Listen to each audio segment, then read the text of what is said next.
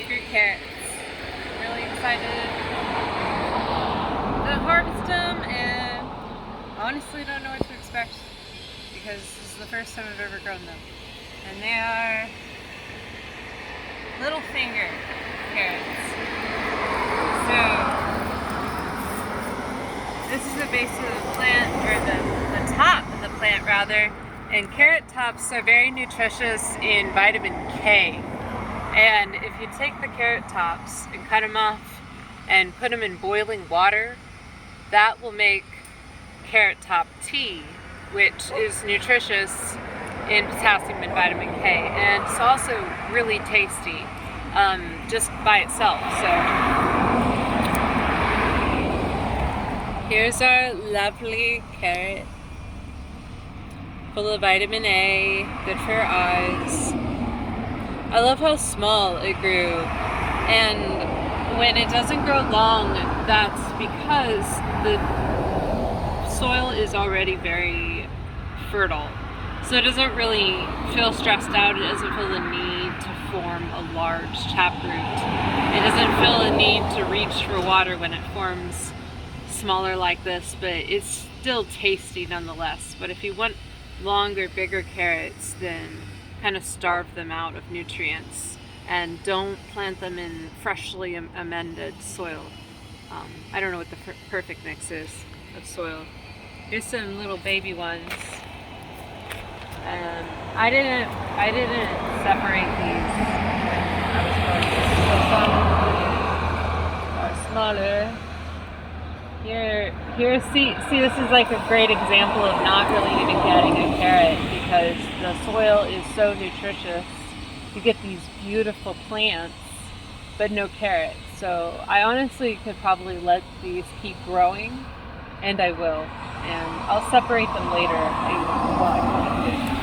I will separate these and try to grow them again here in the soil. And now that it's deprived of nutrients, hopefully it'll start reaching towards around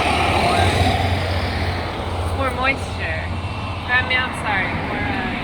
Whatever it is it reaches for. I'm honestly not sure the science of a carrot, but I'm learning.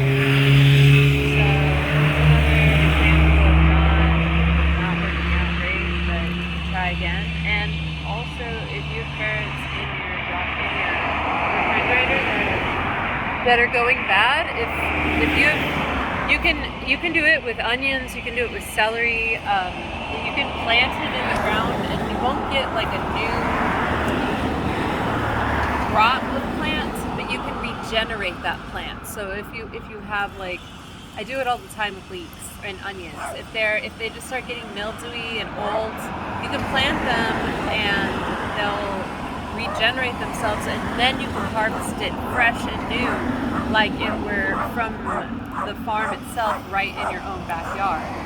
So with carrots, you can plant an old floppy carrot in the ground and give it some water and nutrients, and it'll harden and freshen it back up for you to pull out of the ground and have again. So that's an option for you. So I hope I grew carrots at all.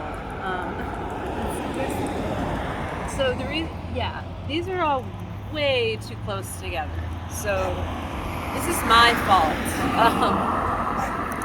And these, although imperfect, still delicious. It's really fun when carrots grow like this. This is by root system here. So I'm just going to replant all of these, and that's going to be great. Hopefully I can have some carrots though for my dinner. Let's look for the biggest ones here. Like we have this. Let's hope for something good. Ooh, look how nice and fat these are. I don't know what causes girth versus length. Wouldn't we all like to know? But anyway, so these are some success stories that I'll keep for the grandkids. And yeah, well, this is lots of fun. Carrots are really fun to grow. I highly recommend it.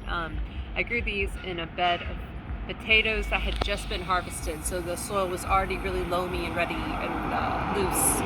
So it was good soil for growing carrots, but I I didn't separate them at birth, I didn't separate them when they were young, and need to try again. So here's some cilantro in the middle. That's a great companion plant to get going with the carrots. And just keep in mind that this is going to be your bed that you're not going to want a lot of nitrogen in. So because you don't unless you're just going for carrot top tea, which again we talked about was very nutritious. So enjoy carrot top tea if your carrots are like mine.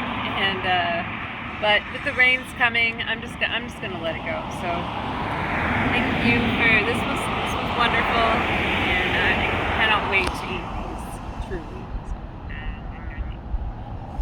So, happy harvest.